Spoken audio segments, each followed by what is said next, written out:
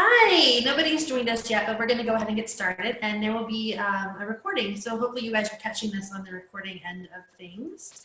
Welcome, I am Erin Young, and this is Tiffany Dupuy. We are Houston Birth and Baby. We are a full-service doula agency serving all of Houston. We provide placenta encapsulation, which we're talking about tonight. We are also birth doulas, we're postpartum doulas, we provide infant feeding support, childbirth education, massage therapy, and now health coaching. So thank you guys so much for joining us, and we're gonna hop right into this lovely discussion about placenta encapsulation tonight. So let's be honest about placenta encapsulation, you guys. It's something that's very alternative, and to say the least, for many, there can be an ick factor around it. So what we're going to do tonight is we're going to break through all of those misconceptions about it being disgusting and gross and weird and odd, and kind of help you understand the benefits of processing your placenta and ingesting your placenta. The art of this is placentophagy. That's what we call eating or ingesting your placenta. So what we're talking about when we say ingesting your placenta, we are talking about an organ that your body creates specifically for pregnancy. And once that pregnancy is over, the placenta has no use for most of the general population. They don't want to have anything else to do with it. However, the placenta serves a very important purpose for the baby in pregnancy. It's the kidneys, it's the lungs, it's a hormone producing factor. It's a source of nutrition. Factory. Yeah. There you go. There's a better word terminology for it. Yeah. So it's a great source of nutrition for your baby as well. It's where the nutritions that we intake are then given to our baby through kind of a filtering system. That's why newborns are hungry all the time, because when they're in utero, they literally have food constantly. It's like a nonstop buffet all the time. So it's a filter that filters the baby's blood as well and supplies the baby with oxygen in addition to all the other many different facets that we just talked about. It's also a great source of prolactin and oxytocin for us. So once the baby has been born, obviously having those hormones on board is only going to be beneficial for us going forward. So let's talk about the anatomy of the placenta right now. I have this handy dandy placenta model. It's not bloody. Not bloody at all. It's actually quite pretty. So what you see here, this is the maternal side. This is the portion of the placenta that embeds itself into the uterus. So the uterus is almost like a giant balloon shape. And the placenta buries itself into the womb. Which is why after birth your uterus contracts so much to clamp down, because you basically have a giant sore right here. Peels away. A big open wound right here. Yeah, not great. No, this lovely brown colored fabric right here is the amniotic sac. There are two layers to the amniotic sac. There's the amnion and the chorion. This particular model only has one layer, but the purpose of the amniotic sac is for the baby to fit right down inside here. And once the water breaks, we've all heard that terminology, oh my gosh, my water broke. Then this amniotic sac is where the rupture occurs and the amniotic fluid leaks out this way. So inside the amniotic sac, which is attached to the placenta right here, see here, is the fetal side. And this is where we get the term tree of life, because of the beautiful vessels and veins and the beautiful things here that this is the side that the baby sees, and that attaches to the umbilical cord, which goes to the baby. So this is a lifeline right here, and that is the anatomy of the placenta in a nutshell. And so to Tiffany here. What is placenta encapsulation? So the history of eating the placenta it's long, and a lot of people have been doing this forever and ever. But now if you're like, oh, I ate my placenta, people be like, what? You did what? Yeah. So encapsulation just makes it a little more socially accessible, and it's a little easier on you. You're not having to chow down on like an organ that came out of your body. So we just take it and dehydrate it and grind it down, put it in capsules. So it's basically like taking any supplement. You just a vitamin. Yeah. You just take a pill and you're good to go.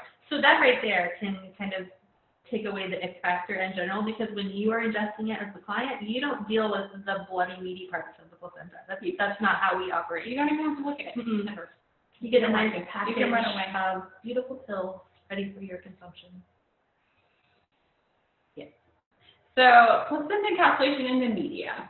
Not everyone cares what celebrities are doing. I'm not a huge celebrity person, but it does help normalize the process. When someone's like, "You did what?" You'd be like, "Kim Kardashian did it, okay?" So she did, and Kourtney Kardashian. Yeah. January Jones, Tia and Tamara Mowry, which is awesome. I think all the time in my head, every time I talk to my daughter. Gabby Hoffman from Girls, which neither of us have ever seen, but it's a thing, apparently. Sorry if it's something that's super popular among our clientele. We don't know about it. I don't know. Introduce it. Yeah. We need to know. Maya Mm-hmm. I can say her name, but she's amazing, and Big Bang Theory. She's a neuroscientist. So you know in real life. Yes. Yes. She is. Holly Madison, Playboy. Woohoo. Go her. I don't know. Caitlin Lowry of 16 and Pregnant. I used to love that show before I was a doula. I did. I love that show. I haven't watched it in a very long time. Okay, I never watched it, but whatever.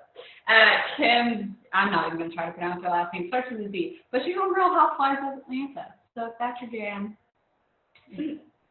So anyway, that's just to say that it's not something that's like super just only crazy crunchy people are doing it. Like people that everyone knows are doing it. So let's talk about the research about placenta encapsulation and ingestion. Sorry, we kicked the stool. The research, there's not, okay, so when we're talking about the research, there's two different schools of thought here. There's the anecdotal evidence and there's the scientific evidence. And when we start looking at those two different things, what we need to understand is anecdotal evidence is the stories and the experiences that we share among each other in our groups of friends and in our families. With the Kardashians. The Kardashians, the celebrities talking about it. It's a relaying of personal stories, and there's no scientific evidence to back up that it's beneficial because it's all anecdotal. There's nothing scientific about it. Scientific evidence, the scientific research, is the study of the particular field of interest, supported by, I'm reading this off of something because I'm going to mess it up if I don't read it off, supported by the scientific collection of data, analysis and evaluation through the scientific process. So if you think back to all the specific steps we learned in school about the scientific process, this is what scientific evidence regarding placenta encapsulation pulls from. Yeah. So at this time, there's no scientific studies surrounding the benefits or the risks of human consumption of placenta. I wish that there were. There's just not. It's hard to get funding for something like that. No one really cares. What we do have, though, are thousands and thousands of years of anecdotal information. The ingestion of human placenta can be traced back to traditional Chinese medicine, which is awesome. That's my jam. It's considered a balancing, warming, and healing herb used to aid in a variety of illnesses and bring balance back to the body. And they're just to say, it's used for like everybody. Mm-hmm. Like they just randomly have like powdered placenta. And yeah, you walk into the pharmacy and like they hand you something. It's not just like the person that made it. Here in the States, if your placenta is your placenta and that's it. I would recommend sticking it to your own. Yeah. But we also have thousands of stories from women who consume their placenta via encapsulation and shared what their experience benefits are. In 2013, the Human Maternal Placentophagy, a survey of self-reported motivations and experiences, surveyed those who consumed their placenta and explored why people did it and what their experiences are. Among the collected information were topics such as what benefits do you feel you experienced, what negative effects did you feel you experienced overall, would you label experience as positive or negative? And the results found that 25% found it to be very positive experience, 2 thumbs up, I can only use 2 hands right now. 20% said it was a positive experience, so that's still some really high numbers, 75, 85, 95% of people. And 97% of those people said they would consume the placenta again with their subsequent pregnancy. With my first baby, I wanted to encapsulate, but I could not find anybody that did it, and I wasn't about to do it myself, so we just buried it in the backyard, because you can do that. If you're not down with ingesting your placenta, there's other ways you can use it. With my second, I really wanted to do it, and we made it happen. We figured out, we did it ourselves, but I wouldn't recommend that. Hire a professional. I did my second myself. You don't want. It makes it so much easier for you as a consumer when you're not the one having to do it and not knowing if you're doing it the right way. And we'll get into that a little bit. And it's also just you're having to stand there and do it at like 3 or 4 days postpartum, and that's not fun at all. You should be in bed snuggling your baby. It's It's worth remembering that every body, like physical body, is different just as much as everybody is different, right? So it can be the different people who are ingesting their placenta can experience the benefits a different way. Her experience doesn't necessarily mean that mine was similar to the way that she experienced it, which, yeah, anyway, getting off on a tangent here. Placenta encapsulation can, for most people, bring their bodies back into balance, and pregnancy and childbirth can result in a loss of energy, decrease in hormones, nutritional deficiencies, and iron depletion. So ingesting your placenta can bring your body back into balance. Some people use it as an insurance policy to make sure that these things don't happen to them, even though that they've never experienced those things before. It's kind of like I didn't experience that last time, but I'm going to go ahead and do this just to make sure that I have something on hand if I do start experiencing these imbalances. And just the general benefits that a lot of people receive, shorter length of postpartum bleeding, increased milk production, less risk of postpartum depression, just more about, instead of your hormones tanking after you have a baby, it kind of weighs you down a little more gradually over generally around 6 weeks. I have my hand a lot. I do too. It's like this. It's gonna do this. So I'm not sure. I think we get to that. Just wanted to say it now, but those are generally the goals. Okay, so safety standards. This is something that's super important. There's been a lot of stuff in the news lately about placenta encapsulation with one bad experience, and the CDC ran with it. I would like to clarify that our standards are much higher than that particular case, and the things that we do help to ensure that you're not going to have a contaminated placenta. So there's no regulation of the placenta industry in the U.S. currently. Kind of everybody just fends for themselves. People are trained in all kinds of ways by each other, not necessarily by organizations. Every organization has different standards. People process themselves in their kitchen, and there's some crazy stuff about use your oven and leave the door open. There's just a lot.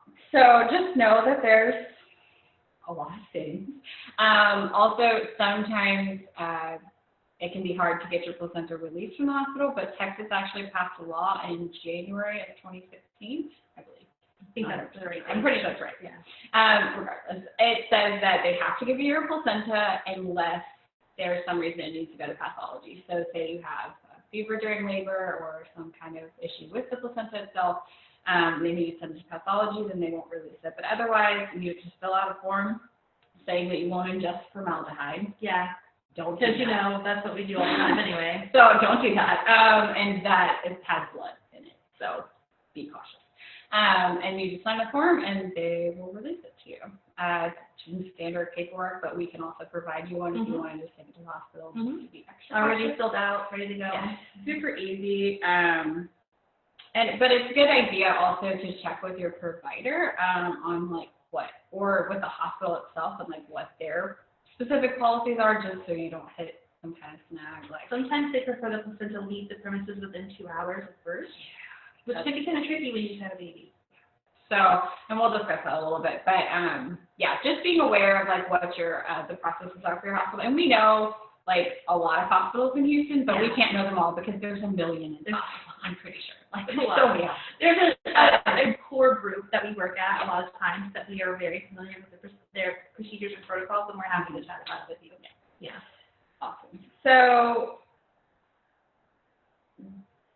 we, as postpartum placenta specialists, are certified in bloodborne pathogen training, so that when we're sanitizing our equipment, we're making sure everything is done to the highest standards for bloodborne pathogens, so that there's no cross-contamination between clients. Everything is totally safe for the next person that we use our equipment for.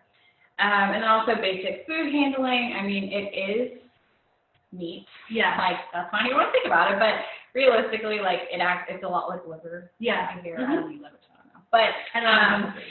apparently that's basically what it's like. So there are guidelines for how long it can be. It's an organ meat. Let's think about it that way. So anytime you are coming across, people eat organ meat. Awful. When you're coming across handling raw food and raw meat, there's certain safety standards that apply. Yeah. How long it can be out without refrigeration. Temperature, safety standards, things like that. Yeah. Yeah, for sure.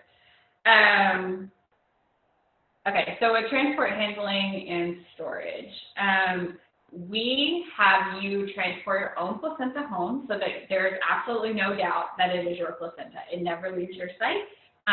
You're the one that takes it home, or not you necessarily, your husband or your partner or your mom. Somebody may take it home. Grandmas are great. Grandmas are super great. If they're not totally freaked out. But even if they are, they'll usually just do it because you just had babies. Well, it's all nice and neatly packaged. Yeah, they can't. It's a cooler. They can't tell what's in it. So somebody will take it to your home for you, and then we come process in your home.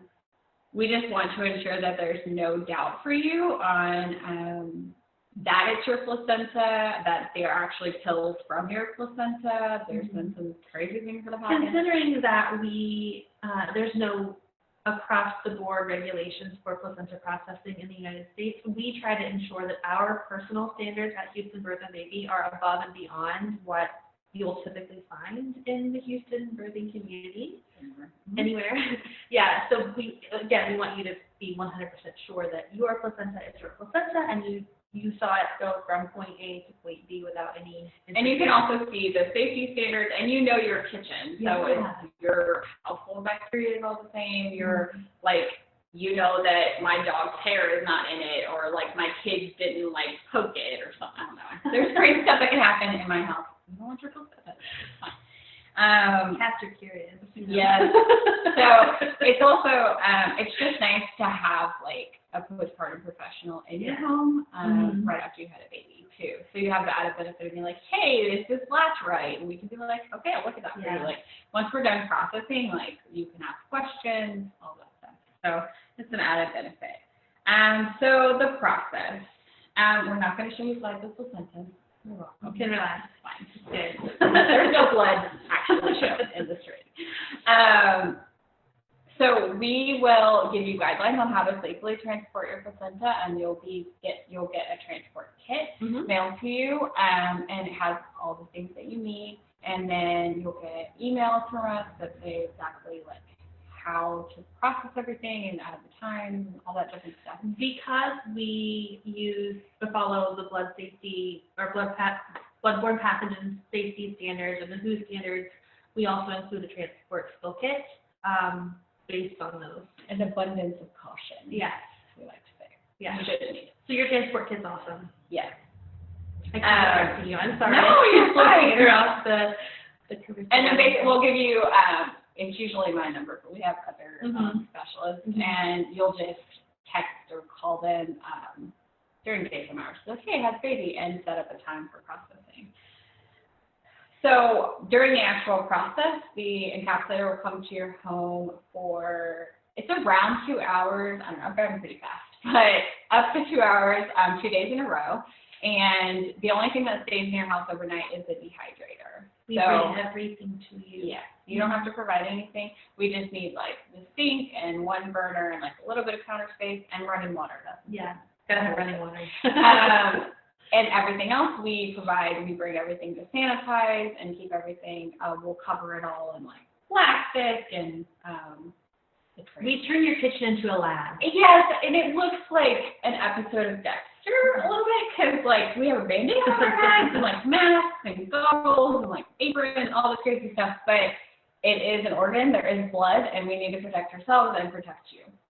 So cross-contamination is not good. So your specialist will clean the entire workspace and sanitize the sink. If there's some dishes, we're happy to do them. It's no big deal. And then we'll sanitize the sink, wipe everything down, cover everything in saran wrap. Like we'll push all of your like stuff. Some people have a lot of stuff on their sink. And we'll just move it all out of the way. And baby bottles. Baby bottles are always really close to the sink. We'll just move them away. Just in case there's a splash or anything. And then your encapsulator will, where all of of their safety equipment.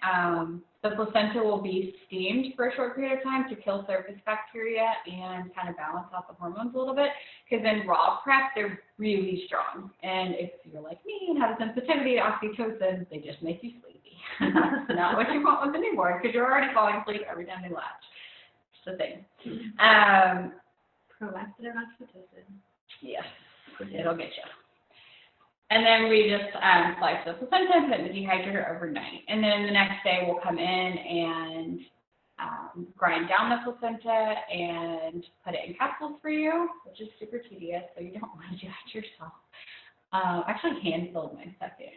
I did too. Yeah, you don't want to do that. Now we have like a machine that makes it a little easier. And then if you've gotten a tincture or salve, we'll also prepare those at that point. And that sometimes takes a little longer if you've gotten all the things, but it still won't take more than 2 hours. So a lot of people are concerned about the smell, which is relevant. Honestly, I hardly ever smell anything, and when I was pregnant, it was a lot stronger. It just smelled like meat cooking, which is awkward, but we got it done. And we've seen it with lemon and ginger also, so that kind of helps, I think, cut the smell a little. But we'll turn on the vent, and it's only like maybe 8 minutes that we're steaming, generally speaking, so it's not a long time. If it does smell, it'll dissipate pretty quickly. When it's dehydrating, I've never had anyone say that it smelled. So, but if you have a big dog, it smells like meat. So keep the dog away from your stuff. Or we can like put it somewhere that the dog can't get to, like a different room that has an outlet. It doesn't have to stay in the kitchen. Laundry room, yes, just anywhere your dog can't reach. Or cats, if you have a cat, they're super good. It just smells like meat, so they're curious. And they'll be like, oh, and you don't want them to eat it, because then you don't get to eat it.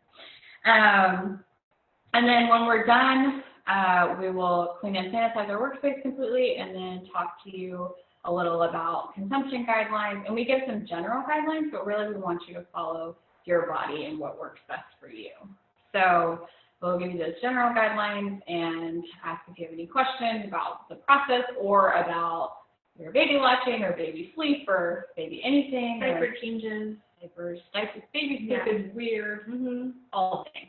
And like, usually we're there a couple of days after you go home from the hospital, and like, you're just like, they just sent me home with this thing. There's no manual. Like, what am I doing? So it's nice to have a person that you can just be like, hey, you know about babies, like, come fix this thing. Or like, do this all the time. So like, I've never done this before. And like, our main tenet is unbiased and non-judgmental support. Right. So we're never going to be like, I cannot believe you asked that question, or like judge you for your parenting style, like whatever works for you. Or the fact that you haven't taken a shower since you got home. Also That's true. expected. So if you need a postpartum doula so you can take a shower, we got one for that. Just tack on the hours while we're there. There's no minimum if you tack it on to the postpartum shift. This is a placenta shift. So you can do a 2-hour shift. Surprise. That's a fun fact. So you guys might be wondering what else you can do if you don't want to have your pills. You don't want to ingest your placenta. Or you do want to ingest your placenta, but you want a little extra. You want it to last a little bit longer because you only get a certain number of pills with each placenta depending on the size of the placenta. And it does vary a lot. So it depends on how big it is. What's the biggest one that you've done? I did a twin one. But honestly, I didn't get that many more capsules, I don't think, because they're both small. Yeah. I think the most I did was like 175. So it's a lot more if it's raw prep. Okay. And so we don't do that. Generally, a little over 100 is like the max. If you get other products, it's generally not. It's between 75 and like 125. Yeah, that's a good number. So what we can do other than the pills is we can give you a really beautiful placenta print made with the blood of the placenta. I'm mentioning that because that's how we do it. We don't add anything to your placenta ever, except for the lemon and ginger when it's being steamed. So if you can imagine that this beautiful fetal side of the placenta that's got all these gorgeous veins and textures, and then the cord, who also has its own veins and textures as well, makes this really gorgeous, it really looks like a tree when we take and do a placenta print there. we can take the cord and make it into a heart or write love, or if it's big enough, a little swirl or something. Depends on how long. I've gotten cords that were like this long. I pieced it into a circle. Yeah. So that wasn't pretty. You can tighten the cord into different shapes, what we call cord keepsakes, and then you always have that forever. You can put it in like a shadow box or a Christmas ornament or whatever you want to do with it. And then we also do tinctures and salve. So the tincture is just an actual little bottle of vodka or some kind of alcohol, it's just vodka, with the powder in it. And that can be used. It's in a neighbor bottle. We don't give you the vodka bottle. No, I had a dad the other day was like, can I just take one of these? And I was like, so tinctures, since I'm the herbal chick here, tinctures are a really interesting way of using your placenta because you still get the benefit from the hormones that are in the placenta, but it's in a tincture drop. So it's a little liquid bottle, it's a little medicine dropper, and you just drop it in your mouth or in water like you would as medicine. It takes 6 weeks to mature, and you like shake it up a few times over that period of time, but it can last forever. Much longer. If you store it the right way, then it can be used indefinitely. And this is a really great way to extend your placenta. Generally, your pills come out around 6 weeks, and your tincture can take longer.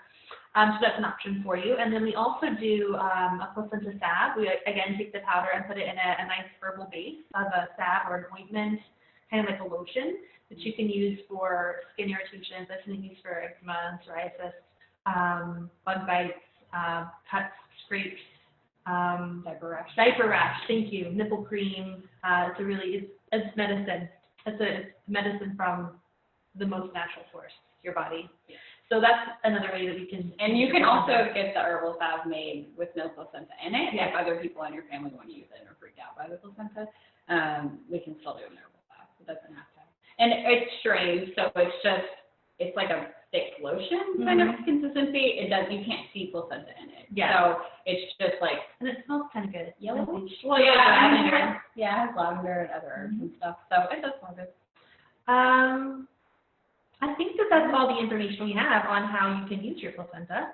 So thank you guys for taking the time out of your day to join us. I hope that this was an informational webinar for you. And please let us know if you have any questions wherever we happen to post this, YouTube, Facebook, all the things. Just post in the comments, and we will answer to the best of our ability. Absolutely, and stay tuned for more. We're planning on doing more webinars like this, and we do, again, welcome your feedback to let us know that this is a great platform for you guys to be learning what we have to share. Have a wonderful evening from Houston Birth and Baby. Thanks so much for watching. Bye.